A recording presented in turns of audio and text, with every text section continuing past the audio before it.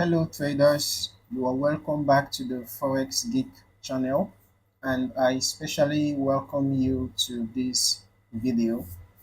If you are new here, don't forget to hit that subscribe button so you don't miss any of our trading tips, strategies, and tutorials.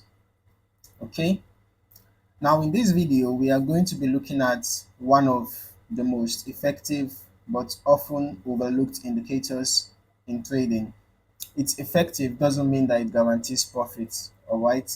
It's a good indicator, but it is not foolproof. And the indicator we are talking about is the Commodity Channel Index, or CCI for short, okay? In this video, I'm going to be showing you one of the best CCI trading strategies that's simple, effective, and beginner friendly, all right?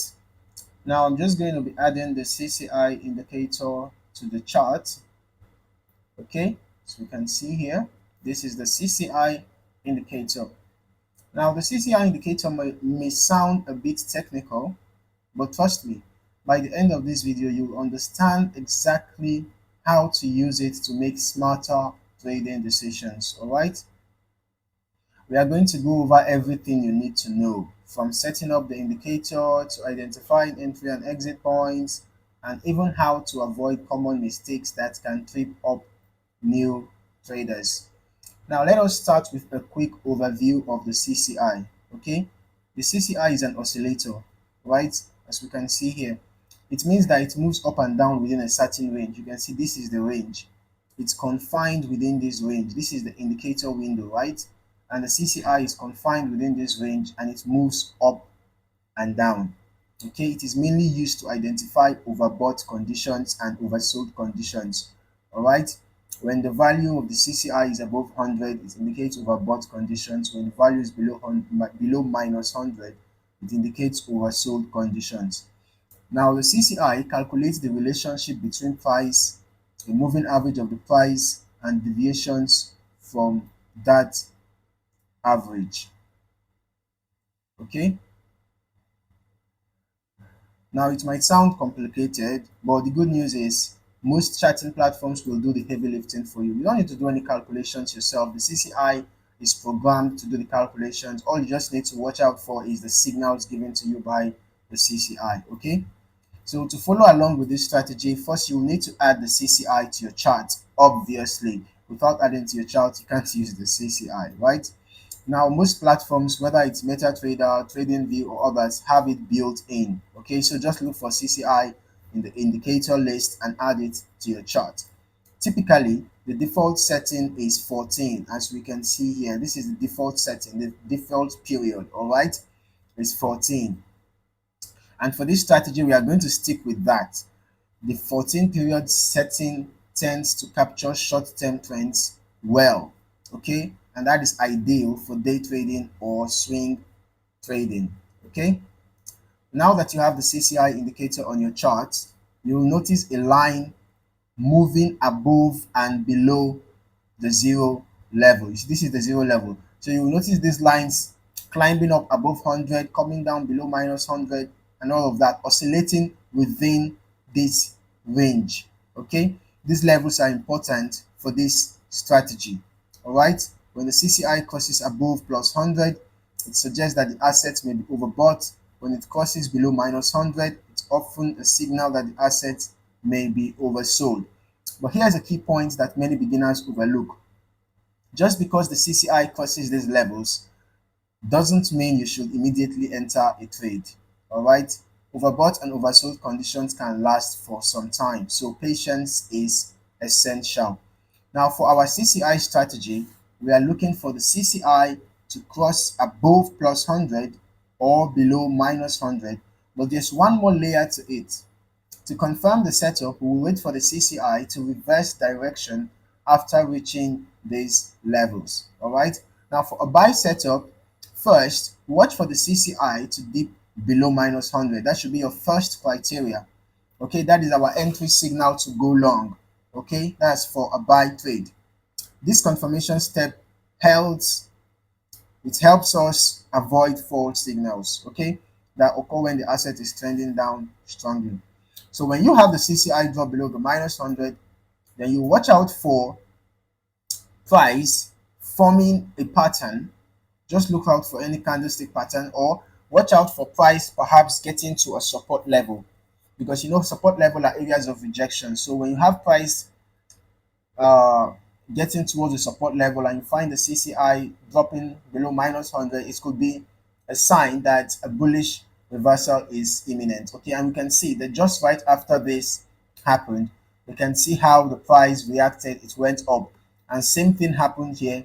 We got a buy signal after the CCI dropped below minus 100, and you can see that just after that we had price rejected around the support zone. Okay, so it's important that you set your support and resistance zones, because they are going to add a layer of confirmation to the signals given to you by the commodity channel index. Now for a sell setup, if the CCI crosses above the plus 100, this indicates potential overbought conditions. All right. So you wait for it to peak and then start to decline. Like what happened here? What happened here? What happened here? You wait for it to peak and then start to decline. You're going to see a sharp move. All right. You're going to see a sharp point by the CCI after it peaks. Right. You're going to see that sharp pointed nose. Right. So when you get that, then you have to watch out for the reaction of price after you get that. And then if you have a confirmation, perhaps from a candlestick pattern, or perhaps uh, around the resistance zone, like what we have here, we have a dynamic resistance here, right? Okay, so we can see that right after we got this signal from the CCI, the resistance gave us a confirmation coupled with this bearish candlestick pattern that formed here. So we would have entered a sell right after the formation of this candlestick pattern, and then would have set our stop loss right above the swing high, and the nearest support could have been a good spot for the take profit. All right, or you can just wait for the CCI to drop below the minus 100 to exit your sell trade. Okay. Now, as usual, for the buy, we just set a stop loss below the previous swing low, and then the take profit will be at the nearest resistance zone. So the buy is just the opposite of the sell. All right. Now, there are a few common mistakes with the CCI that I want to touch. All right. First, one of the biggest errors I see is traders entering a trade the second the CCI crosses above the plus 100 or below the minus 100. All right. While it is tempting, you have to remember that the market could continue in its current trend for longer than expected. Okay. So you have to wait for that cross back down to the level. For example, you have to see that not just the price entering the overbought territory, okay? You have to make sure that the CCI is coming down, right? It's coming down back. In fact, the CCI should be dropping below the plus 100 before you enter a sell, okay? On the other hand, not just when the CCI enters the oversold territory, you should wait for the CCI to be going back up and cross above the minus 100. That is going to give you a confirmation that the buy is starting. All right, that is for this, and then for this, it's going to give you confirmation that the sell is starting. All right, so we can see that in this situation, at the point that the CCI entered the overbought territory, the price of the asset was still going up.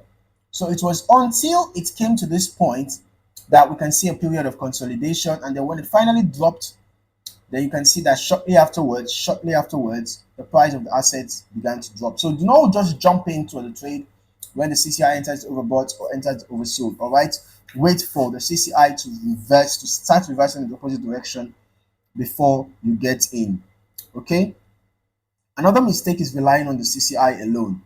The CCI is a good indicator, but it works even better when combined with other forms of technical analysis.